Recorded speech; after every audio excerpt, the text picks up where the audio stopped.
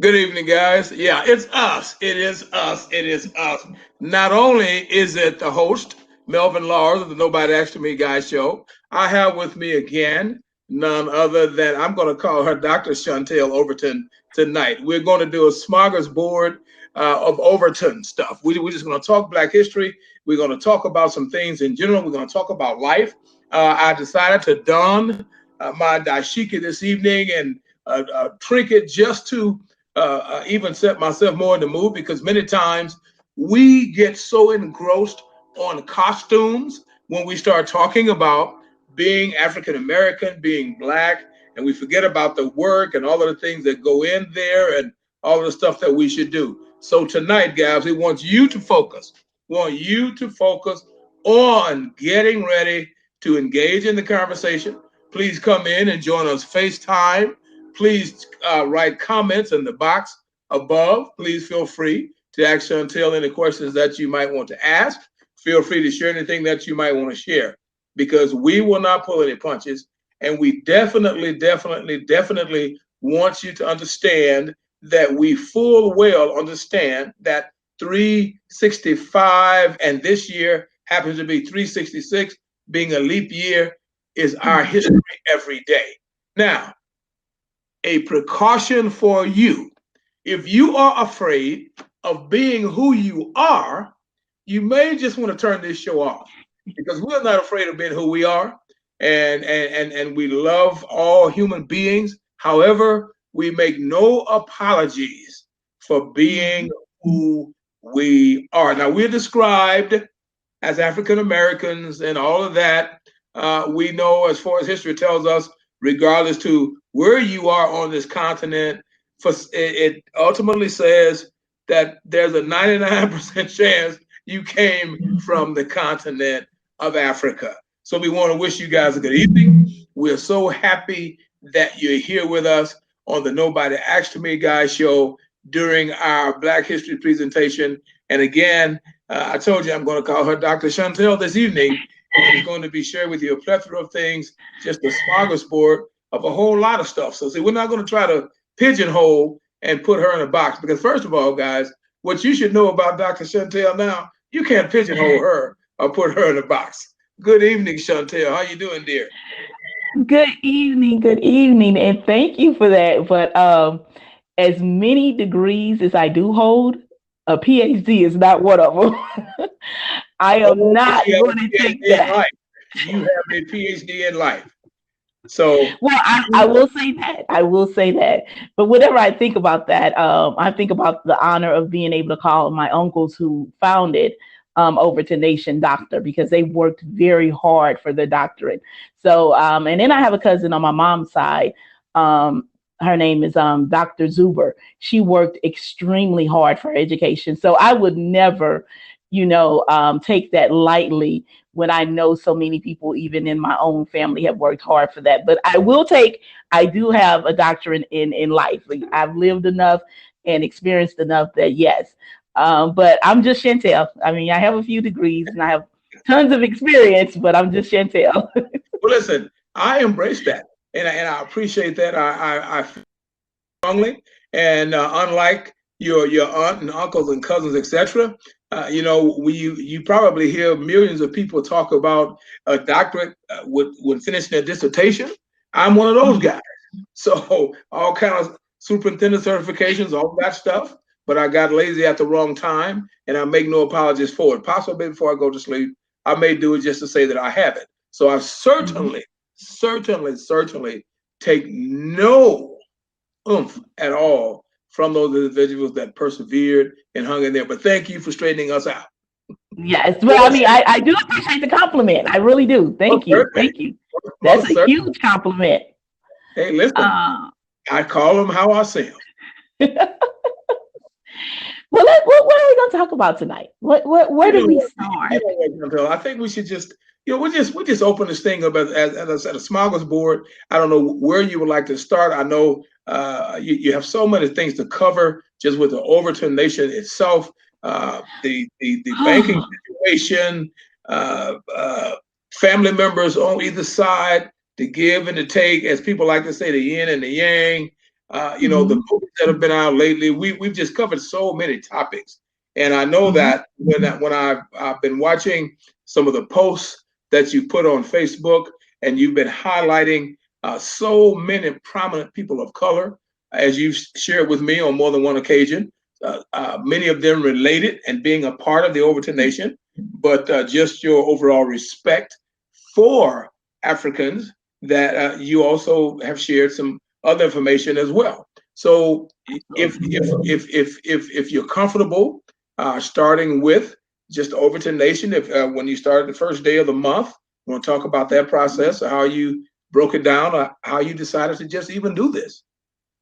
Well, I started doing this, recognizing those that contributed that were African Americans doing Black History Month. I started it really last year. I really focused on it last year, and then it went well with the family that I put extra thought into it this year and said, okay, not only you've heard me say it before, don't just tell part of my story, tell my whole story. Whether you agree with it or not, tell the whole story. So then you kind of get a better understanding on why I make the decisions I make or made the decisions I made. So I wanted to do that with Black history. One, I'm beyond tired of people bashing Black History Month, first and foremost. That's why I started with Dr. Carter G. Woodson, because it originally started as Negro Week. Because as you know, for a very long time, for an era in our existence on this planet, Negro was the accepted term when we were addressed, because it was better than the very derogatory term. Now, most of us either want to be called Black, African American, or a few other things, and that's fine. Whatever title you want, that's perfectly fine with me. Right. But this man saw fit, along with other individuals that had came before him, like William Steele and Mr. Schomburg, during his time, like that decided that, okay, we're already being oppressed. We're already being erased as we are living. So we have to be really strategic and precise and recording our history, because what most people don't really understand, or I've at least experienced don't get in its totality, is really why history is important. Now, I'm going to take that to segue into this. First and foremost, you should ask yourself, really, why is history important? Without even asking yourself, why did I have to take 4 years of history to even obtain a high school diploma? That's how important it is to those in your state, in the federal government. But really ask yourself, why is history important? Well, I live in the St. Louis, Missouri area. There's a big to-do going on in Ferguson. When I say Ferguson, immediately most people think of Mike Brown, and you should. But when I was asked, I had a couple of really good friends that became phenomenal activists. One of them ended up becoming and running and joining the House of Representatives. He later stepped down because we just didn't support him the way he should have been supported. And folks we were allowing people to really beat him up when we should have been there to protect him. Now, again, you don't always have to agree with an individual, but I mean, if he's going to put his life and his, neck on the line for what's right for you, then you should at least be in support of that. So he was one of those people in Ferguson. I got several phone calls being a professional photographer asking, why aren't you down here? I said, well, while you all are watching Ferguson, I'm watching Birmingham, Alabama happen all over again. And if you all knew your history the way I know mine, you would go about this completely different. And so one really good friend, we had a long conversation while he was actually down there on the front lines. He later on that night, probably not even that night, probably like 2, 3 o'clock in the morning, called me and said, they done lost their mind down here. I am literally in my car pouring milk in my eyes because I have been maced. And he told me the horrors. And I said, here's the thing. What did I just tell you? I said, but here's what the real problem is going to be. It's not about that the ineffectiveness of you marching and getting your voice heard. I'm talking about the strategic actions on really how to make tangible change. So what's the next go plan? What's the end game to this? I say, because that same mayor that's sitting there, which I know, and he's a nice guy, don't agree with his policies, but he's a nice guy because he used to come to all the Rams events and I got to know him. Him and everybody else that sits in political seats there, I told him, I say, watch they get reelected. Mike Brown's mother ran. Now you're talking about a city that is over 90% African American. This woman runs for a seat and is not elected. The same mayor, which most people don't understand how the system works, this mayor is who appoints who? The chief of police. Chief of police doesn't have to run. Right. He does not have to apply. He is appointed to his position. Then he hires who he sees fit. So really, instead of you going to the root of the problem, you decided to just snatch the top part of the dandelion, throw it away, and you don't think it's going to reroot itself? It's going to regrow? It will. Absolutely. He won. He won. So when my friend called me, he said, you called it. Again, I'm watching it as it unfolds because I've seen the history. One of the number one boycotts that has ever been done, the most successful in history, is the Montgomery bus boycott. Right. But most people don't realize it lasted almost a year and a month, I do believe. But it lasted over a year. That's how committed people was, to the point that it almost shut down an entire transit system along with a city because they didn't have the money that we were actually putting into the system. People were walking miles to work. So when I saw that, and now they're having more problems on the board and in the city of Ferguson, but this is you.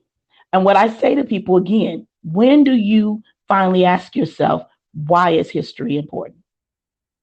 And it's important because you need the blueprint. All of these things that we're battling, our ancestors have fought many, many years ago in different eras and won. And we're refighting them because we don't know what happened. And we're fighting them with old tactics because we don't have the blueprint to the last battle that happened. So yeah, we may be winning a couple battles here and there, but we are just fastly and grossly losing the war. Like, people do not understand how important 2020 election is. I'm watching an individual actually purchase the election. I said, okay, so nobody's going to ask this man, you so wealthy that just all of a sudden you grew a conscience that you wanted to do something today when it became important enough to you to run for the highest office in the land, but yet you were the same man that incarcerated a ton of Black men on the stop and frisk. So nobody's going to ask him that question. Nobody. But you yet are still the friend of the individual who seated. But sadly, as you say that, we still seem to forget something that's very important and overused, that if you do not know your history, you're destined to repeat it. So what's happening right is you have the old generation like myself, the younger generation, the millennials, etc., are too busy fighting one another, trying to impress upon people that they have the answer, when in fact the answer is among all of us. Absolutely. And we do not come together. People are arguing right now about Bernie Sanders and Biden and all of this stuff instead of, dare I say, with you having been an NFL photographer for years, with me having dabbled in and out, I still ask the question, when are people going to get it? Is that we are still fumbling around in the same waters with no leadership, no voice. They argue about Michael Jordan every day. They argue about LeBron every day. So, and I keep asking people, when are y'all going to get it? We have always been allowed to entertain. Who is Michael Jordan? Just another entertainer. Who's LeBron? Just another entertainer. Who's Melvin Lawrence? Just another entertainer. So when are we going to get our eyes opened and start to understand that we're going to have to affect the infrastructure of what's actually happening? And everybody whining about Trump, and I lead the bandwagon of Trump bashing. Sadly, it's very difficult to get people to actually come together, as you're sharing with us now, and plan and step up and stand together. When I saw a stat the other day that's talking about 72% of the people are saying that they're not going to vote for Biden. Well, here's my sentiments is that I don't care who you vote for. My thing is vote intelligently. Vote for the candidate that you really believe is going to make it better for you and those that you care for. I don't care what. Right now, if there was a good, as Killer Mike said, if there was a 10-point agenda that was given to us and that said that we're going to make for sure that these 10 points that African Americans are concerned about will be met if I become president, I don't care if you wave the flag of a Republican, a Democrat, or independent. You got my attention. Now, and what I'm saying to people is that we have to start taking responsibility to what we are actually adding to what's already oppressing us. Me and you just shared what I said to what my father taught me. He was like, what I'm going to teach you is to never be a follower. Now, I'm not saying for you not to be able to serve and follow, but you will not be a follower. Because if you are with a group of people that have caused an issue and you all get in trouble, I don't care about the rest of them people. It's on you. Absolutely. I'm concerned about you. May I pause us for a moment and say hello to Jenny? It's good to see you again, Jenny. Kente, glad you're here. Feel free, Kente, if you'd like, to grab one of those spots. You're going to help us out here. You guys, Kente has so many outlets. I don't even want to try to start a call his outlets. He has several outlets that he does. He's an excellent. Now he's coming on with us now, and he's always supportive. Good. Right him the opportunity. And as Kente is coming in, if we'll talk a little more, pinpoint, because the Overton Nation. I mean, all of the things that just this month alone, the information you've been putting up and things you've been showing, and it speaks to all the things that we're talking about. So I want to shut up and allow Kente and I ask him to stay with us. If you're comfortable, Kente, stay with us, brother. Feel free to jump in, ask questions, and share. Jenny, you feel free to join us as well. Oh, how you guys doing? Hi. Good. Great, man. See you. Okay, Kente, I don't know if I think you met Chantel, but she's an ex-NFL photographer for 20 plus years, and she's an OvertonNation historian and that kind of thing, just a real Renaissance woman. All right. And I think Jenny is part of this OvertonNation, and they have such rich history, man, throughout America, quite frankly. And I told this. Well, let me say this. If anyone really wants to even while we're live right now, if you want to kind of peek in and get an overview of who and what OvertonNation is about, then go to Instagram, if you have an Instagram account, and look up OvertonNation. It's all one word. And you'll see I've been posting Black History highlights every day. And 90% of them are family members or connected to our family. What I often tell our family when we get together for a reunion or when we just get together for a family function is there's not an era in this country or even in this world that our family members have not touched and have not been prominent within that era. So, with that being said, again, what I opened up and asked everyone, and I would please say that you ask yourself along with your family is why is history really important? And I gave an actual example with what's happening not even 15 miles from me in Ferguson, Missouri. And there's no way that that should continue. As well as I hear a lot of people say, oh, I don't vote because it doesn't matter. Okay, if you don't see what's going on and see that they're trying to take the vote from the African Americans, then you're fooling yourself. But if you knew history, you would understand what happened and why we had to fight for our right to vote. Because when we actually were liberated from slavery and we liberated ourselves, because I want that to stop too. Stop telling Lincoln and giving him the credit that he liberated us. I'm telling you, Springfield, Illinois used to hate to see me come into the monument. They were like, oh, Lord, here she comes. Because we can all have a conversation. But stop that because we liberated ourselves.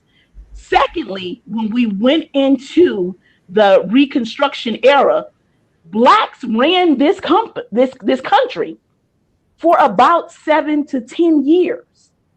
And when they saw that people that were of our skin color, of our melanin, decided that, oh, we're going to even the playing field for everybody. Oh, now I got to figure out how to snatch your rights. And that's what's happening now. When you listen, like I listen with a different ear. Like I tell people, I see everything in photos because I'm a professional photographer. So I tend to see things differently than other people. And I tend to hear things differently as well. So when I'm hearing campaigns and things, I'm listening with a different ear. And as I said, the last presidential campaign, while you're saying that you're for the African Americans and you're saying all of these things, because as my grandmother say, everybody's mouth cut. So don't be coming telling me so-and-so could vouch for me. What I said to friends and family, nobody's asking this man that why is it or how or can you produce names of people of color who are running your 100+ companies? If one interviewer had asked him that, his whole game would have been blown because he couldn't do it.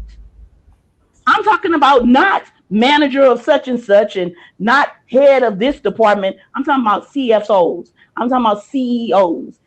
How many of those are people that don't look like you? Since you say you for the actual African Americans, you're for, the people of color because you have the power. And that's the same thing I'm saying with people where we can agree not to agree. I can like you, but doesn't mean that I agree with everything that you say. I'd share with you with the whole thing with Oprah. I don't. I respect Miss Winfrey for the things that she's accomplished. But sister, you got to be called out for the things that you're doing that are foul. And I shared that with you. Yes, her whole entire show, Greenleaf was written by a white man. And I want to say he's Jewish. So my first thing was when you posted that on Instagram so proudly, I was like, I was already not really, liking you that much. But I said, are you kidding me? You're Oprah. You couldn't find not one Black writer who actually have had the experience of being in a mega Black church. And everybody sitting around this table is predominantly white. You done made all of this up. I bet not tune in to OWN. And now you're upset because you and Gail are getting backlash. Well, we still need to call out the other media. Just because you Black does not mean that you are omitted for being called out. Because I will, state my case, but I am to be called out if I'm going to put myself in a leadership position. Definitely. But now you upset about the Cosby situation. It's like, no, you get called out on that. Because now I'm telling my friends, okay, where are y'all calling out the rest of the media about the Weinstein situation? Yeah, he Right. just got sentenced, but when Cosby was on trial, it was saturated on every television show, every news outlet. His was quiet. Now all of a sudden you're like, oh, he's getting so and so, but he ain't getting the kind of years that Cosby got, and he was way more wealthier and more powerful than Cosby. Call him out. Period. And that's why history is important, because we see those like the John Browns I just mentioned the other day about the movie that's coming up, Emperor. What people didn't know is that Shields Greens, he was an actual prince that was stolen from Africa. Again, this is why I tell people, don't tell part of my story, tell my whole story. And when he kept seeing his family be torn apart and his son being beat, he decided, okay, I'm gonna find a revolver and we finna do a revolt. See, now I want you to know about the revolts, because one of my favorite people in history is Nat Turner. But woo, that does it for me. Like he was like, forget it. But they were caught and marched into a trial and then hung. But what I explained to my family, that history itself is directly tied to our family. That is tied to Langston Hughes. That part of that history sits in the Schomburg Museum now. You should know that. That's invaluable. And that itself, when you have that kind of knowledge, you move differently in life. Which is why I tend to have problems, because I just don't let people talk to me crazy. How do we then get people that look like the four of us to accept the fact that we need to not only explore our history, but we need to bring others along to be involved in that history? Because just this very moment, I thought again about Jim Brown, and I'm still like a little child. I'm still so upset with this man. Mm-hmm. Being a young black man at the time and seeing the great Jim Brown come to the rescue of Muhammad Ali and bring all of these other powerful black men, I mean, that resonated with me as a kid.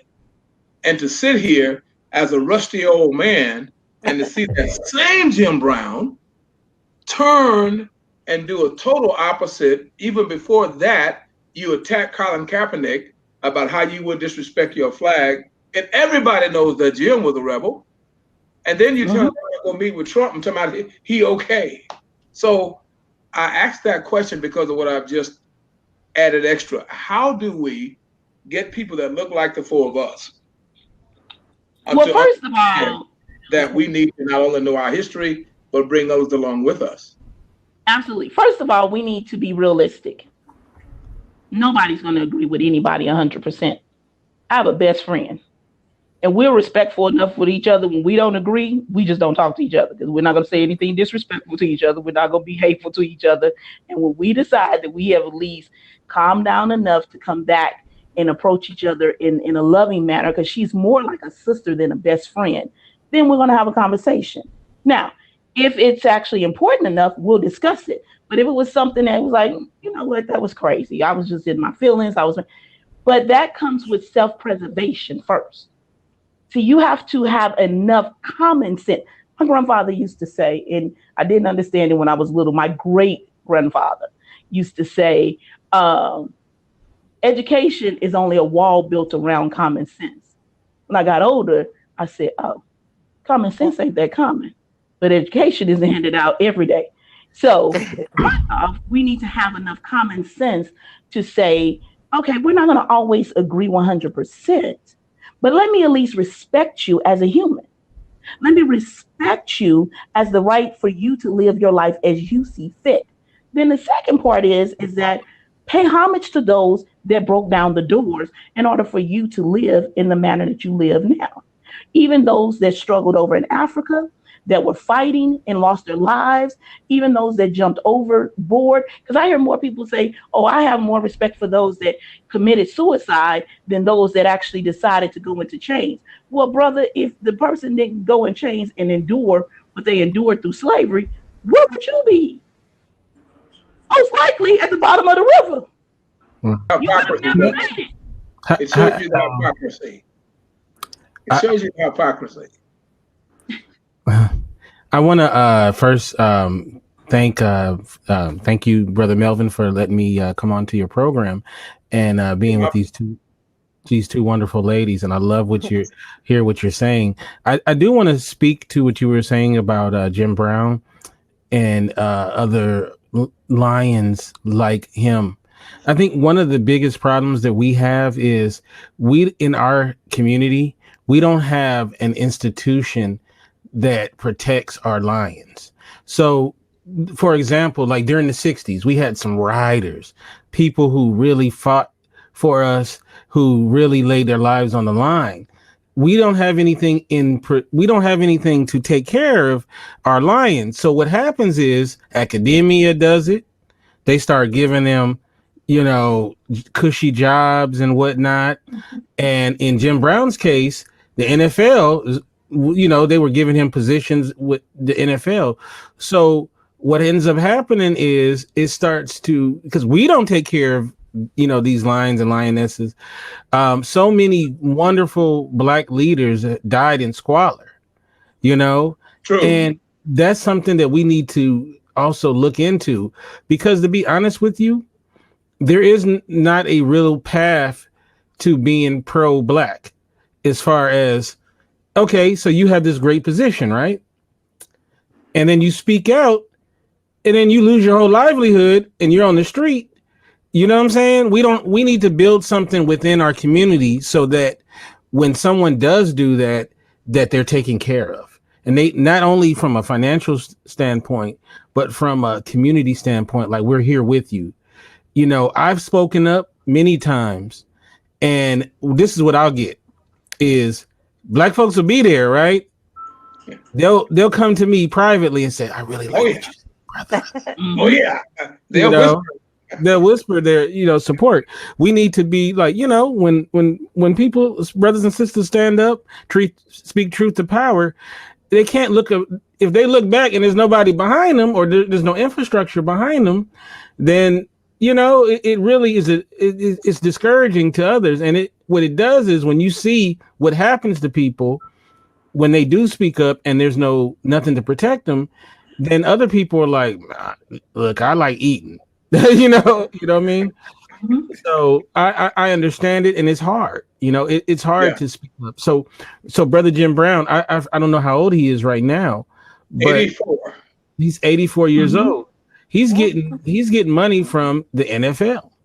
He's getting money. These Trumps and whatnot are taking a look at. Yeah, so Mhm.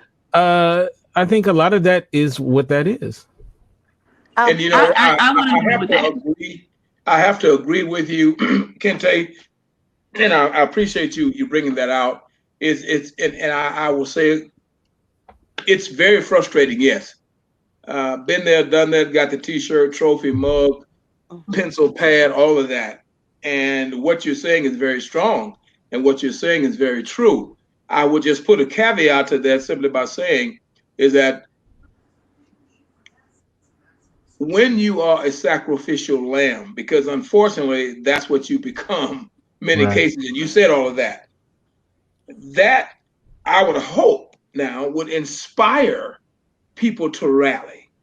I would hope. Mhm. And I know a hope is not a strategy. So don't misunderstand me. I know hope is not a strategy, but I would hope that it would give people a tendency to rally, because and everybody heard my story about being run off the team at the football team, Louisiana Tech, because of the stance that I'm talking about now. And a lot of us now are still really good buddies. One of the guys is in the NFL Hall of Fame. And but everybody, it's 40 years now, and everybody want to talk about how horrible that was, and how we wish we had you on the team. It's 40 years Mhm. later. Can I say something? Can you Right. hear me? So I hear you. Yeah, we can hear you. Okay. When you spoke about Oprah, hi. First of all, hi everybody. Um, Hi, cousin. I worked for an Hi, airline Jenny. for 25 years. I worked for American. and I was hired in 84. So I want to say it was 85. I was upstairs. Oprah came in on a 5:30 flight. So I would say it was like maybe three blacks and maybe six whites. So her plane came in. She came off the plane. So you know how everybody run up to her and they was like, she was signing autographs and everything, right? So I'm just standing back because I'm like, Shantia, I don't know a lot, so I observe, I observe. So she signed all of the white people's thing, but when it came to us, she was like, "Oh, I don't have time," and that just pissed me off. I'm just standing back walking. So I told the blacks, I was like, "You know what? This." They was like, "Jenny, why didn't you walk up there?" I said, "Because I already scoped her. I already scoped her. She wasn't going to do anything for us, but we are the one that's helping her. When her TV come on, we were up there watching. From that day on, I never watched her again. Okay, never." Mm-hmm. And I Well, I understand want Well, my to. cousin I'm saying Chantel. wow, but I'll be honest, I'm really not that surprised. So please continue. I was very surprised because, like, I mean, I didn't get a chance to watch her on TV that much, but like I said, as I watched, I paid attention. So, like I said, just was fortunate that I was upstairs that morning when she came in. And she would come in at a time where planes not going out really till 6 o'clock. Okay, so she's coming in, and when I stood back and I just watched how she, just like we were nothing. But as long as other people walking up, she was signing, signing, grinning, grinning. But so she still had enough time to sign. So the other two black girls, walked up and left, put out their piece of paper, and she was like, "Oh, I'm sorry, I don't have time. I have to go." I was like, Wow. "Oh, But you know what? baby." That's a strategic thing. That is a strategic thing that is subconsciously taught to us, Mhm. especially when you finally make it. I have had to pull many coattails of celebrity friends and go, you getting beside yourself. Yeah. And I want to build on what Mr. Kente said, is that what you were talking about is true, Mhm. so true. I Very, in very. when again, like I said, I listen and see things differently. Mhm. All that's happening is what happened on the plantation. Like the plantation structure never left. In that whole entire, way of controlling us never dissolved. It just reshaped and became something else. So what do? You kill a Martin, Mhm. you kill, Malcolm. You make Malcolm the evil one and Martin the good one, but yet you still annihilate both of them to what? So I can make you quiet. What Mhm. happened on the plantation? Those that rose up, but I will kill you, beat you to an inch of your life to killing you in front of everyone so the next one knows, don't try it. But again, we forget our strength. We are still the economic floor to to this whole entire country. But Right. yet we're only about 17% of this actual nation. So you got But to think first and foremost, we've already given about 300 years of free labor. Okay. So they're already 400 years ahead. So when do we stop again? And I've said this every time I hear a family member, every time I hear a friend want to go and make an excuse, it's like, but what are you doing? What are you doing to stop it? What part are you playing in keeping to keep it going? Keep fanning that fire. First and foremost, I'm not gonna keep telling Popeyes that they got on my nerves or whomever else. I just stop taking my dollars to them. You don't have Right. to march in front of there, and I'm not saying marching is still not effective, but if you don't have an end game to take the financial piece out of it and then reroute it to your own community, then you have a problem. But again, as I was teaching people within this Black History Month about, everybody wants to talk about Black Wall Street, right? Black Wall Street had not been, it wasn't the first and only. There were many prominent Black cities. That Yes. one tend to have gotten in the books, and not really in the books, it just kind of got highlighted. And then now everybody's like, oh no. What happened is that first look at the structure of it, like look at it really closely. Why were they successful? Well, when you decided that you didn't want us in your stores or we had to come through the back door, we went and built our own cities when the Oklahoma rush came. And then we kept our money in our cities, not 13 times, not 20 times, not even 100 times. The money circulated in that city at least a year or more before it left. That's why it's Black Wall Street. The same thing happened in Virginia. The same thing happened in Kansas. All over were prominent Black cities. Same thing I say right now. When I first moved in the city I live in now, it was predominantly white. It is changing. It is looking more like me. But now when I drive down the street, instead of seeing clean streets, I see trash. That's us. That's what I'm saying. We're not above being called out. You have to tap. I told a friend of mine that has, let's say, get out and mow your lawn. What is wrong with you? Okay. You know, and then everybody's like, oh, but they're taking flight. I don't care if you don't want to live next to me. I care about my community caring about itself. I don't care what it looks like as far as the makeup. But if it's my brothers and sisters, because I lived in the hood. I grew up in the hood, born and raised in East St. Louis. And when I lived in Washington Park, one of the worst cities known to man, it wasn't white folks breaking in my house before I had to finally make a clear statement to those people. Right. You can run up in here again. Now I'm going to go get something to drink and I'm going to get some food. And what you just took out of here better be back before I get back. Or we're going to have a different conversation. Those are people who look like me while I'm at work working hard. So again, we have to, one, educate ourselves. And it really starts with our babies. One of the most profound things that a professor said to me is a Jewish professor said, how dare you all allow someone who doesn't look like you to create the curriculum for your children? Right. He said, even look at your God. The God that the majority of your race worship doesn't look like you. Right. But go get an Indian person. Their gods look like them. Go get a Jewish person. Our God look like us. And when he said that, at first I was like, wait a minute. There is some truth to this. And that's what is happening, is they're taking those same tactics with what Mr. Kente said, is that, okay, I'm going to go ahead and beat down this person like Colin Kaepernick and Colin Kaepernick, as well as Jim Brown and any other Black celebrity or a person with a voice. Like, look what they just did to Snoop. Because I'm going to make for sure that you don't do this again. Yeah, may I interrupt you with that one?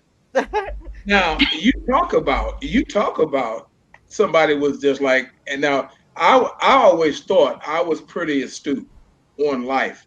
And I never would have fathomed, you could have bet me my life savings and I would have been homeless, that Snoop Dogg would have tucked his tail and kowtowed the way that he did.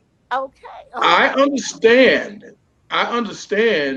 if any man should step up and apologize for his disrespect to a woman. That was not my issue.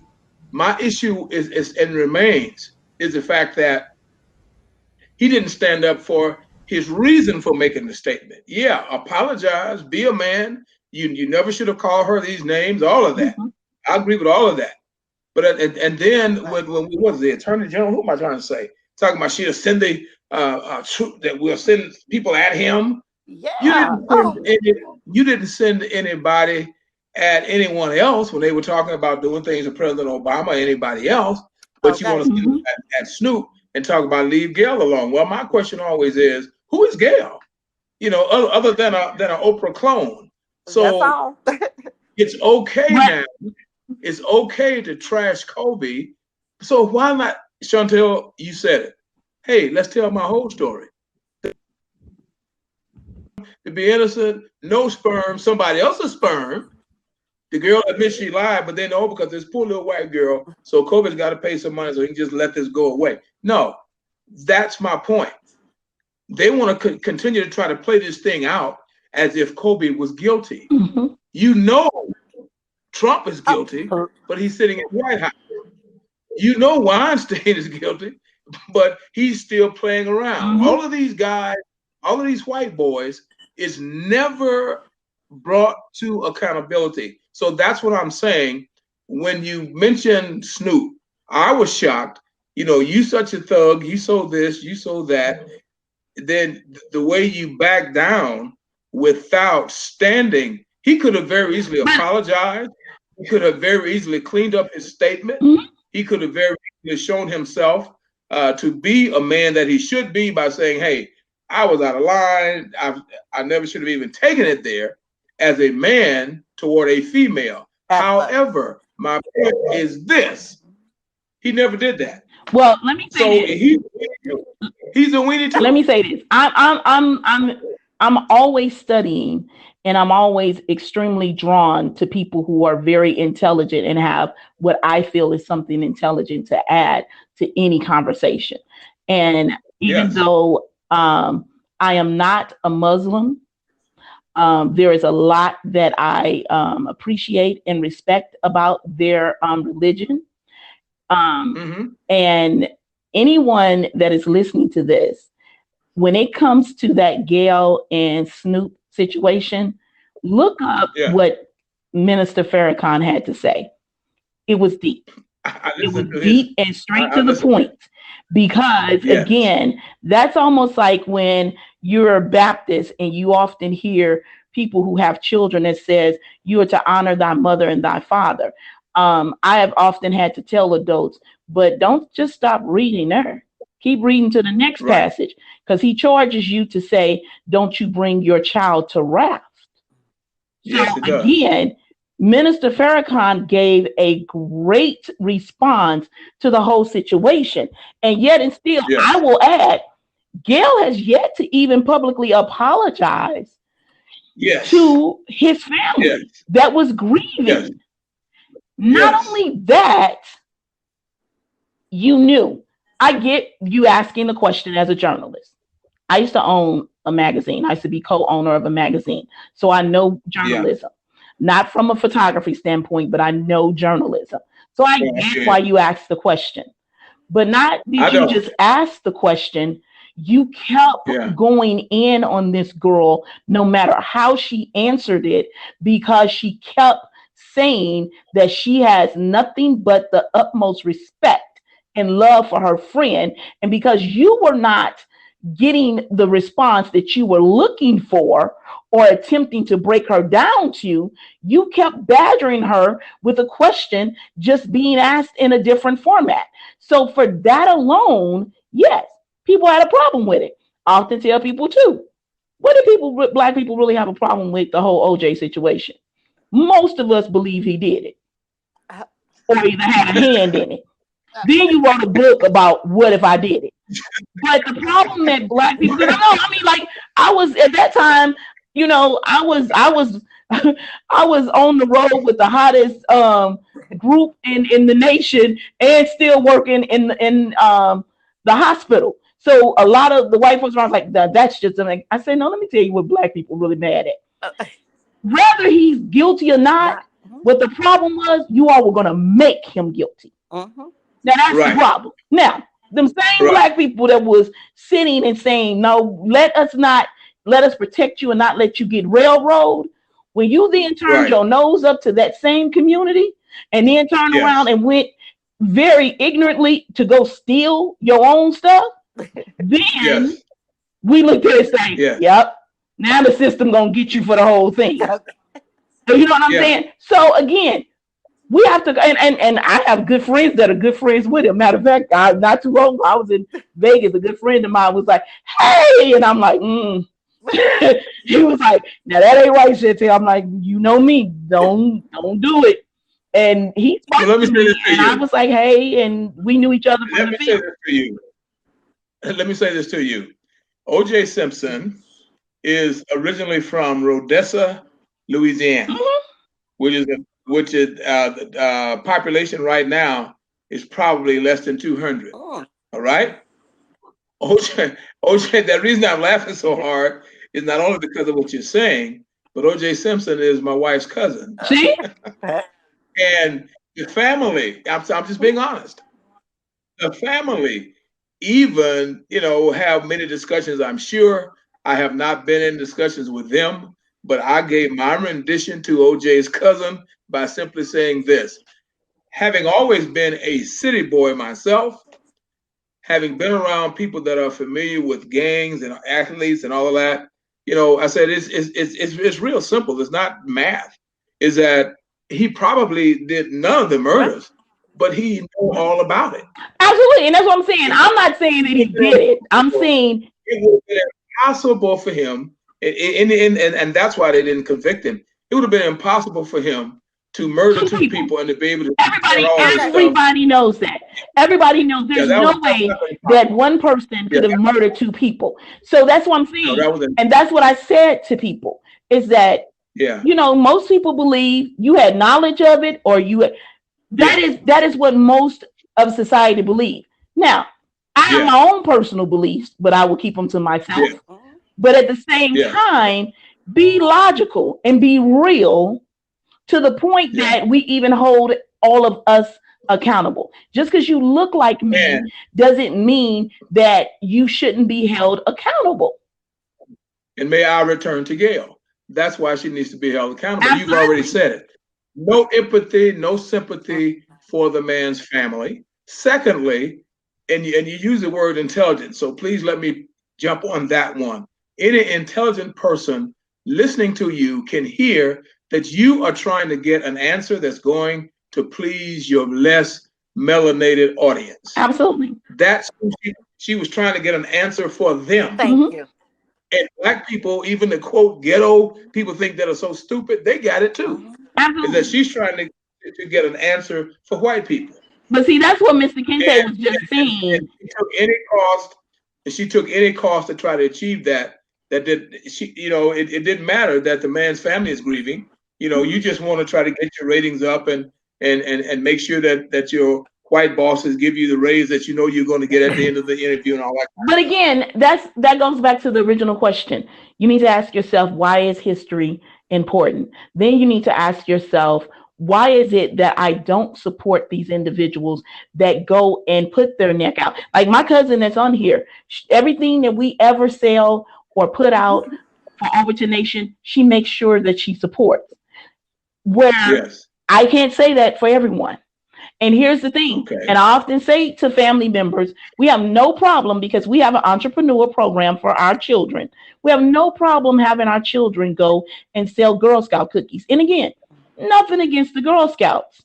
But at the same time, the way our program is set up is not only to teach them entrepreneurship, it is to teach them how to build wealth and how money actually is generated and grows in this economy. And then guess what? They actually get their percentage. They're paid. But can I say something? Like we don't give them trinkets. Okay, I'm gonna tell you something about our family that a lot of us. Okay, it is so many of us. I mean, I have met cousins that I didn't even know were my cousins. Okay, thanks to Chantel. I called Chantel one day, and Chantel's gonna remember this. So we were talking, and I knew she was kin to me. So I was like, so we got to talking, and I was like, so she called my grandmother's name, and I'm like, wait a minute, what you know about my grandmother? She's like, wait a minute, that was my grandmother too. I'm like, wait a minute. No, that was my grandmother.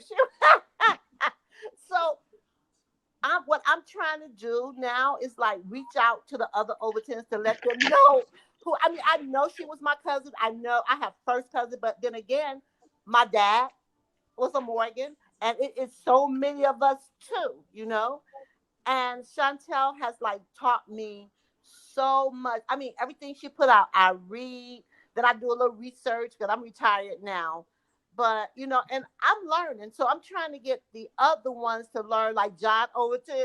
Then he'll be writing back and forth, So, it's like it's just she is just awesome to me, Aw, thank you, cousin. You are, and I'm sure I'm not the only one that's paying attention, but I guess because I'm retired, I pay so much attention, and now my mind goes back to when I was going down with my grandmom, my grandpa, father, and everything, and things, you know what, like she said, things don't hit you until like, wait a minute, I remember that, so I sit up and I think about the family and this and that.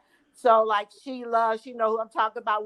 We're two sisters, we're close, and it's like when I moved away because of my husband asthma, and so I don't get back to Chicago till like maybe 2 times a year, maybe 3 times a year for a couple of days. But only thing you have to do, like you said, is reach out with a phone call, a little text message, like, "Hey, I'm Jenny. I'm blah blah blah." Give me a call or that.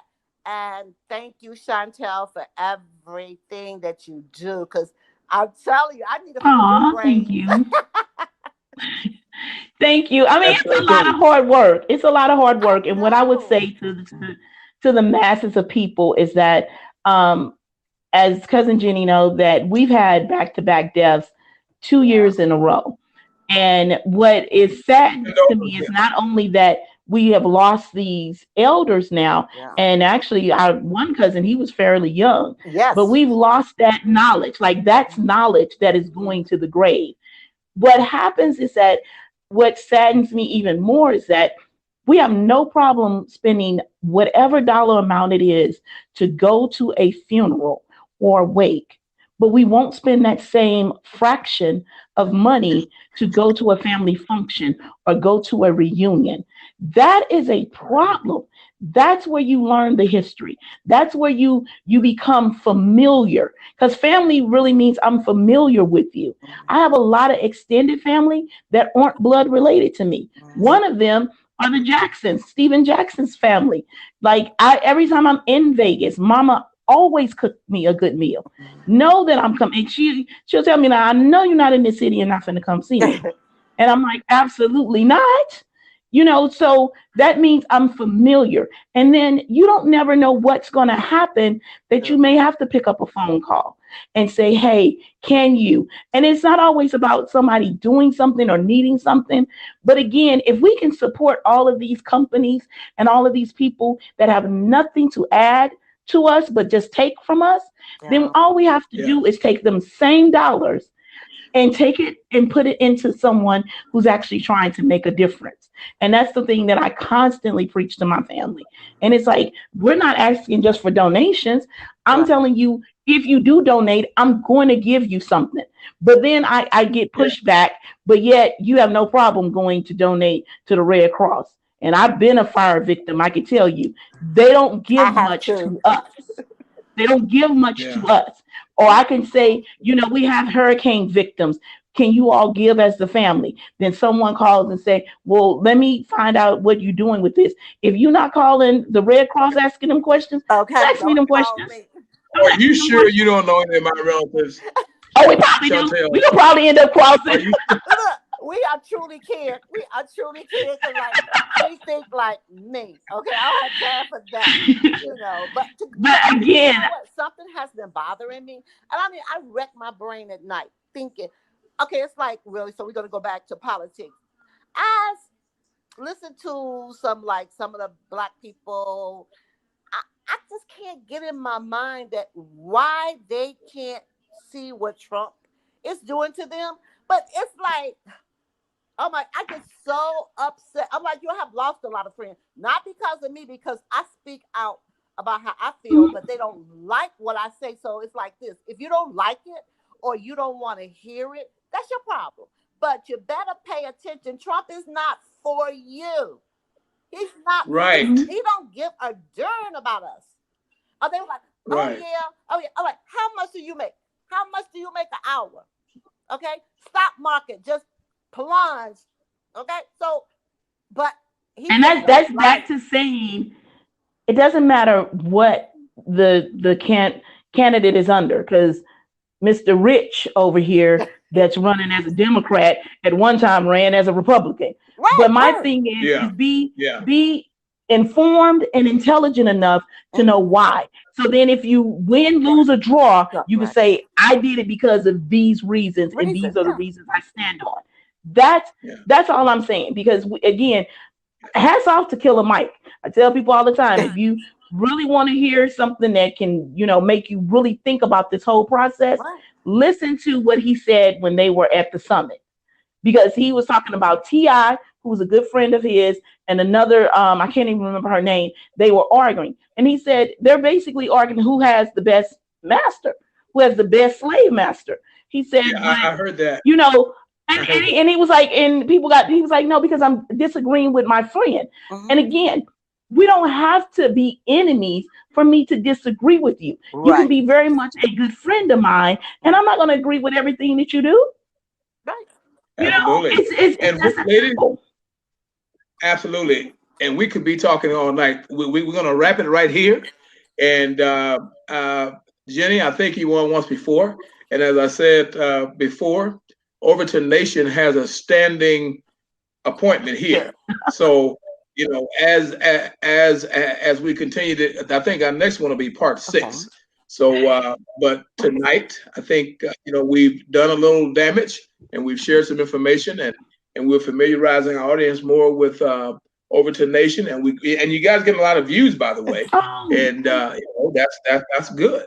So listen, ladies, thank you very much for being Thank here. you. Jenny, I don't know if you would like to let the people know if they'd like to contact or email you if you'd like to share some information. However, if you don't, that's Oh, that's fine. fine. But I okay, would you my like it's to tell the people how they can contact Jennifer Payne 61 at gmail.com. you?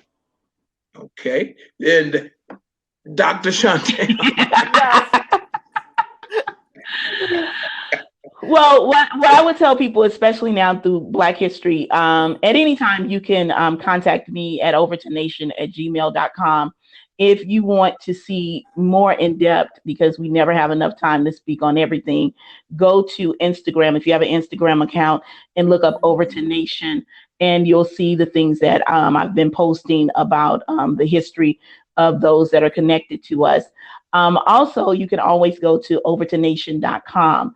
On there, we are selling our mugs as well as our T-shirts, and the prominent piece is the money like that I'm wearing now. I'm just wearing a different version of it, and it is a historical bank. It is the first national chartered bank, I got it. and that has been confirmed. You can get it on a mug or a T-shirt. You can donate and then receive the Beautiful mug. mug, by the way. Yeah. It's beautiful. I have to, I'm being rude because Chantel was kind enough to gift me one of those mugs, just saying thank you. And she didn't have to do it, but I appreciate it. It's Not a beautiful, problem. and It it is in is. a permanent place. That's why I don't have it here on the set. I'm going to have it on the set every time we do another Overton Nation. I just don't have Look, it here with my me husband tonight. picked up mine one day. I was like, you don't drink about it there. Put that back. Okay. Put that back. He's like, So yeah, so make sure that you guys go and you can learn a lot more. And I share more than just our family history, and we're going right. to be doing more. I am working with a lot of people, and let me just publicly say thank you to all of those people that have reached out to me, all of those people that are doing things with us, especially you, Mr. Melvin, and also Mr. Ross, that's in Louisiana. Um, you guys have been so good to us. State of Louisiana has been really good to the Overton family. So thank you guys. But again, you guys can reach out to us at overtonation@gmail.com. Go to overtonation.com, or you can go to Instagram and look up Overton Nation. Fantastic. So listen, guys, this is another fantastic episode from the Nobody Asked Me Guys show. Guys, as you already know, go to www.dyingonmyfeet.com. Once you get there, then you will find all of my social media outlets. And as always, you know, I'm going to tell you, you got to get that book, Mothers and Their I'm waiting Men, on mine. an introspective look at mothers rearing their sons. And we got to have this conversation. So, guys, look, thank you for being here tonight. We're going to turn right around again on Thursday night, and we're going to have none other than Mr. Emery Campbell.